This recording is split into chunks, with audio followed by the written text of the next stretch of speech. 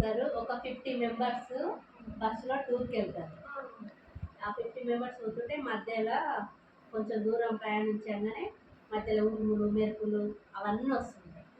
వస్తుంటే ఒక ఆయన గురువు అన్నట్టు ఒక ఆయన పంతుల్లాగా ఆయన అంటాడు కదా, బస్సు మీద ఉరుము పిడుగు పడడానికి ప్రయత్నిస్తుంది, ఎవరో పుణ్యాత్ముల వల్ల అది ఆగిపోతుంది, దయచేసి ఒకరి వల్ల మా అందరం చచ్చిపోతాము, ఆ పుణ్యాత్ములు ఆ పాపాత్ముడు ఎవడో బయటకు వెళ్ళిపోతే మిగతా పుణ్యాత్ములు బతుకుతారు అని చెప్పి ఆయన ఒక ఆయన ముసలాయన చెప్తుంటే కొంచెం దూరం పోయిన తర్వాత బస్ ఆపి ఒక ప్లేస్ దగ్గర పోయినాక ఒక్కొక్కరు ఇండివిజువల్ దూరంగా పోయి వస్తుంటారు.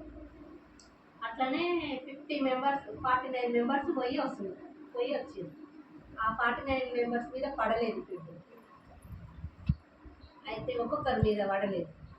ఈ 50 మెంబర్ ఆయన పోమంటే అంటాడు నా ఇక పడలేక ఈయన మీదనే పడుతుందేమో అన్నట్టుగా, నేను పోను, నా మీద పడుతుంది, నన్ను రక్షించండి, కాపాడండి, నాకు పిల్లలు చిన్న చిన్న పిల్లలని రిక్వెస్ట్ బతిలాడుకుంటాను.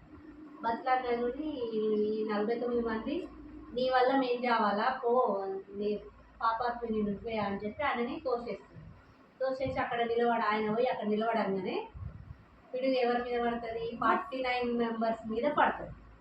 అంటే ఇంట్లో పుణ్యాత్ముడు ఎవరు? ఆయన.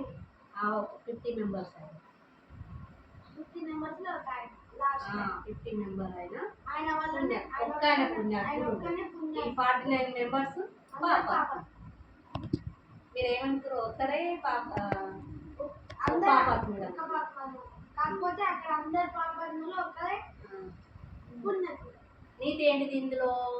ఎవరిని గుడ్ బాయ్.